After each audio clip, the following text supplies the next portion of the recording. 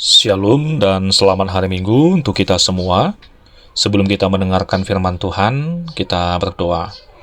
Damai sejahtera Allah yang melampaui segala akal, itulah yang memelihara hati dan pikiranmu di dalam Tuhan kita Yesus Kristus. Amin.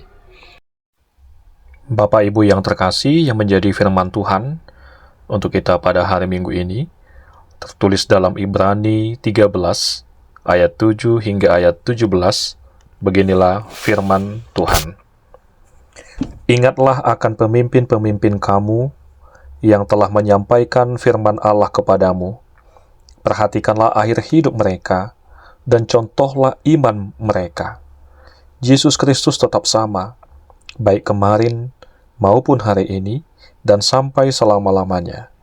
Janganlah kamu disesatkan oleh berbagai-bagai ajaran asing, sebab yang baik ialah bahwa hati kamu diperkuat dengan kasih karunia, dan bukan dengan pelbagai makanan yang tidak memberi faedah kepada mereka yang menuruti aturan-aturan makanan macam itu. Kita mempunyai suatu mezbah, dan orang-orang yang melayani kemah tidak boleh makan dari apa yang di dalamnya, karena tubuh binatang-binatang yang darahnya dibawa masuk ke tempat kudus oleh imam besar sebagai korban penghapus dosa, dibakar di luar perkemahan. Itu jugalah sebabnya Yesus telah menderita di luar pintu gerbang untuk menguduskan umatnya dengan darahnya sendiri. Karena itu, marilah kita pergi kepadanya di luar perkemahan dan menanggung kehinaannya. Sebab di sini kita tidak mempunyai tempat tinggal yang tetap. Kita mencari kota yang akan datang. Sebab itu marilah kita oleh Dia senantiasa mempersembahkan korban syukur kepada Allah, yaitu ucapan bibir yang memuliakan namanya. Dan janganlah kamu lupa berbuat baik dan memberi bantuan, sebab korban-korban yang demikianlah yang berkenan kepada Allah. Taatilah pemimpin-pemimpinmu dan tunduklah kepada mereka, sebab mereka berjaga-jaga atas jiwamu, sebagai orang-orang yang harus bertanggung jawab atasnya. Dengan jalan itu, mereka akan melakukannya dengan gembira, bukan dengan keluh kesah, sebab hal itu tidak akan membawa keuntungan bagimu. Demikian firman Tuhan. Bapak Ibu yang terkasih dalam nama Tuhan kita Yesus Kristus, siapa di antara kita yang berkumpul pada saat ini yang paling tidak suka diatur? Tentu banyak orang kalau ditanya pertanyaan seperti ini, pasti menjawab, saya ingin bebas, tidak mau diatur-atur. Bahkan, ada anak kecil yang berkata kepada orang tuanya, aku sudah besar, tidak usah disuruh-suruh lagi. Tapi anehnya, ketika dia lapar, dia tetap teriak, Mama, mana nasiku? Hidup ini memang butuh tuntunan dan bimbingan. Tidak ada manusia yang bisa hidup benar-benar tanpa arahan. Bahkan orang yang bilang, saya bebas, tetap butuh rambu-rambu lalu lintas. Tetap membutuhkan dokter ketika sakit. Tetap membutuhkan guru ketika belajar. Inilah yang mau kita lihat melalui firman Tuhan dalam Ibrani 13 ini, yang mengajarkan bahwa dalam kehidupan iman, kita juga membutuhkan pemimpin rohani yang menuntun kita. Dan pada saat yang sama, kita dipanggil untuk hidup taat dan setia di dalam iman. Oleh karena itu, Bapak Ibu yang terkasih, ada beberapa hal yang mau kita lihat melalui firman Tuhan pada hari Minggu ini. Yang pertama, ingatlah akan pemimpin-pemimpinmu. Firman Tuhan berkata, ingatlah akan pemimpin-pemimpin kamu yang telah menyampaikan firman Allah kepadamu. Kata ingatlah, tanda kutip, di sini bukanlah sekedar mengingat nama mereka, tetapi menghargai, merenungkan, dan menghidupi warisan rohani yang sudah mereka tinggalkan. Para pemimpin rohani adalah pelayan Kristus, yang dipakai Tuhan untuk menuntun kita di dalam iman. Tuhan mengetahui kita butuh contoh nyata, karena iman bukan hanya teori, tetapi teladan yang bisa kita lihat. Sama halnya ketika ada seorang anak yang selalu memperhatikan ayahnya saat berdoa sebelum tidur. Setiap malam Sang ayah berlutut dan berdoa dengan sungguh-sungguh. Suatu ketika anak itu bertanya, "Ayah, mengapa ayah selalu berdoa lama sekali?" Ayahnya menjawab, "Karena ayah ingin kamu tahu bahwa hubungan dengan Tuhan lebih penting daripada apapun." Bertahun-tahun kemudian anak itu dewasa dan dia berkata, "Saya belajar berdoa bukan dari Alkitab saja, tetapi dari teladan ayah saja." Demikianlah pentingnya kita mengingat pemimpin-pemimpin rohani kita. Kadang, bukan kata-kata mereka yang paling kita ingat, melainkan teladan hidup mereka. Kemudian dikatakan, perhatikanlah akhir hidup mereka. Artinya, lihatlah bagaimana kesetiaan mereka sampai garis akhir. Iman yang sejati bukan hanya berapi-api di awal, tetapi bertahan sampai akhir. Banyak kita lihat, orang bisa memulai dengan semangat, tetapi hanya sedikit yang setia sampai akhir. Pemimpin rohani sejati menunjukkan iman yang tetap teguh, walau menghadapi berbagai pencobaan, penderitaan, bahkan kematian. Saya rasa kita mengetahui bagaimana kisah misionaris seperti I.L. Nommensen yang datang ke Tanah Batak. Beliau menderita sakit, menghadapi tantangan berat, bahkan ditolak pada awal pelayanannya. Tetapi ia tetap setia sampai akhir hidupnya. Dan hari ini, kita melihat hasil dari kesetiaan itu. Ribuan, puluh ribu, ratusan, bahkan jutaan orang Batak mengenal Kristus. Kalau kita hanya melihat perjalanan awalnya, kita mungkin berkata, pelayanannya gagal. Tetapi ketika kita memperhatikan akhir hidupnya, barulah kita bisa melihat buah yang besar dari kesetiaannya. Demikian juga jemaat Tuhan. Kita diajar untuk melihat kesetiaan para pemimpin rohani sampai akhir, karena dari situlah kita tahu iman yang sejati. Kemudian dikatakan juga, contohlah iman mereka.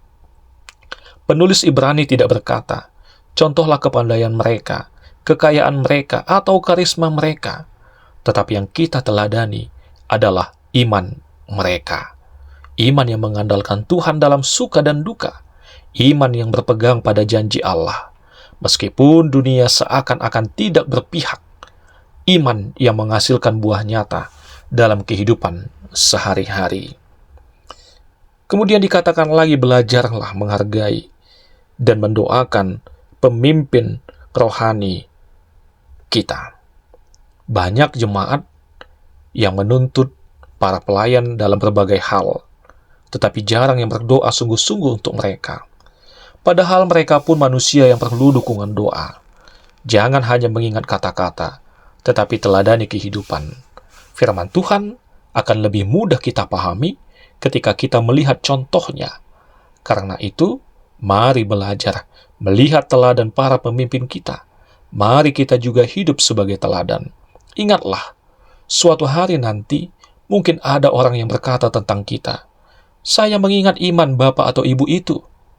Maka kita harus hidup dengan setia, sehingga iman kita bisa menjadi contoh bagi orang lain.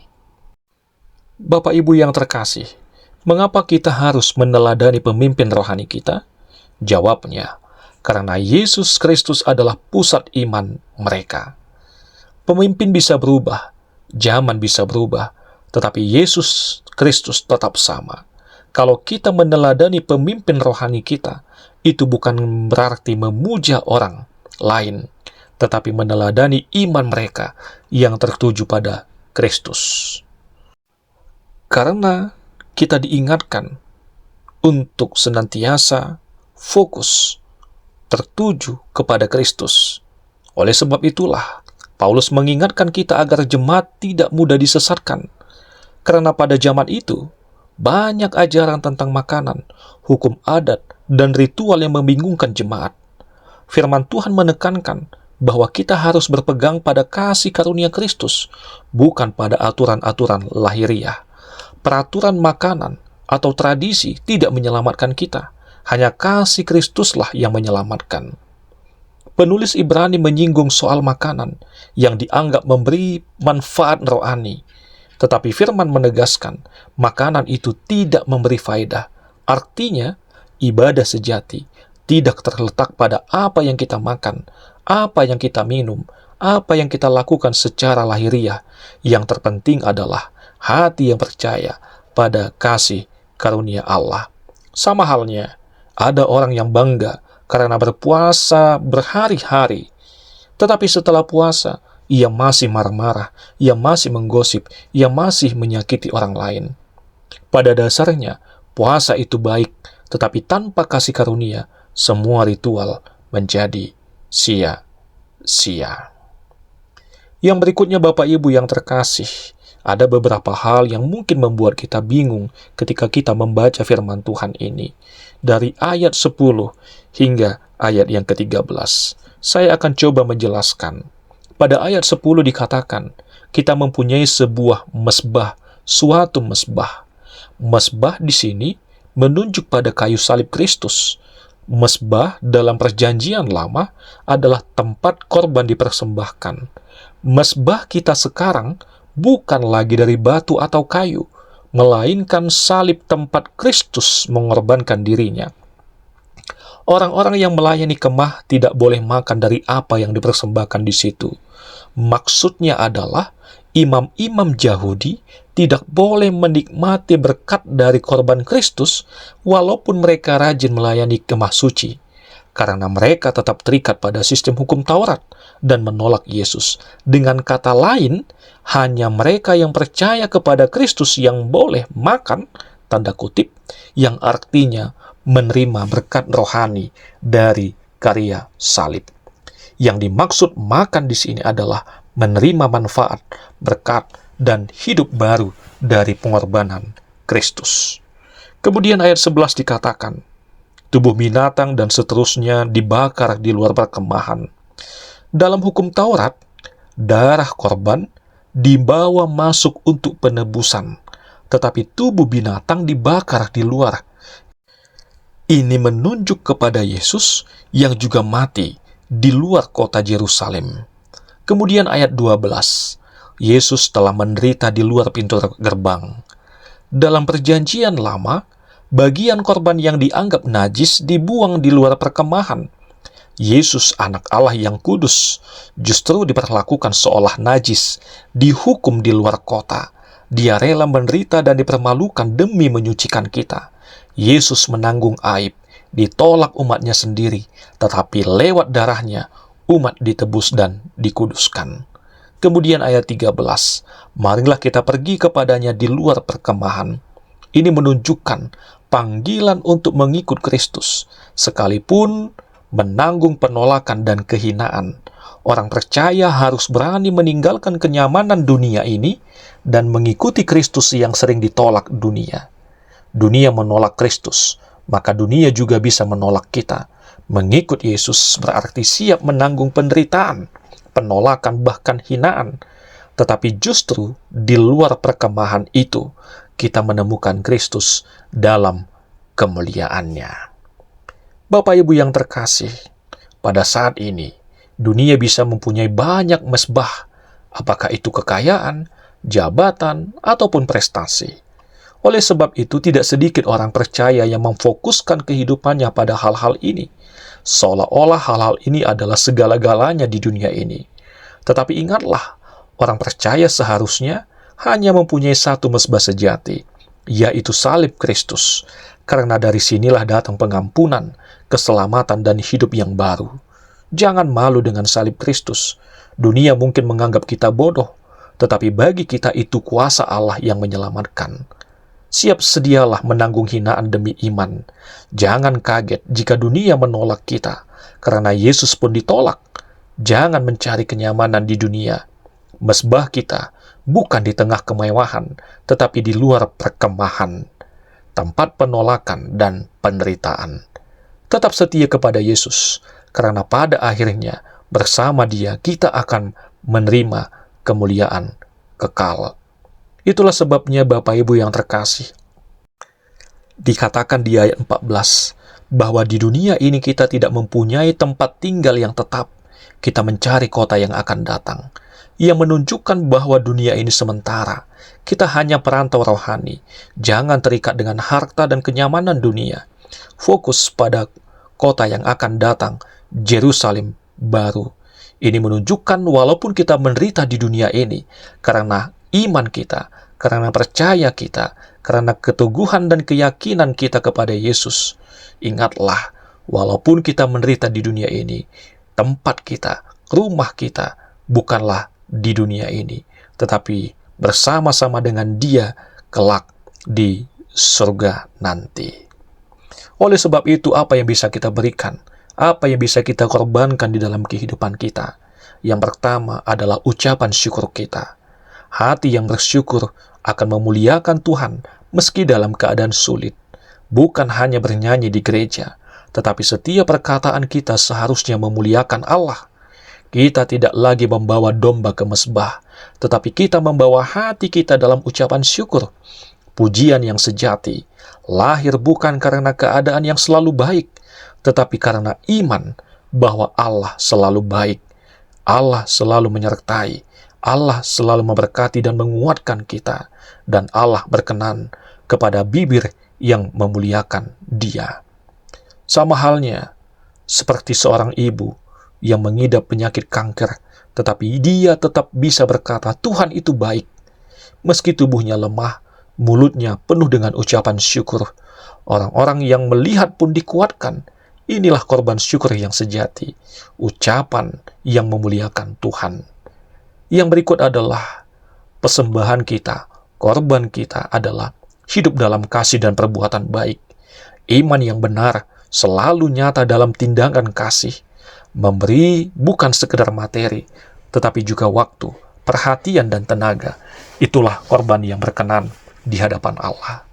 Oleh sebab itu, Bapak Ibu yang terkasih, kita yang berkumpul pada saat ini, selagi kita hidup di dunia ini, yang penuh dengan tantangan, yang penuh dengan berbagai-bagai macam rintangan dan pergumulan, tetaplah tunjukkan identitas kita sebagai orang-orang yang sudah diselamatkan, sebagai orang-orang yang senantiasa mengucap syukur buat segala berkat yang Tuhan berikan dalam kehidupan kita, dan senantiasa percaya akan janji penyertaan, kekuatan, pengharapan yang Tuhan berikan kepada orang-orang yang setia dan percaya kepadanya. Amin. Tuhan memberkati.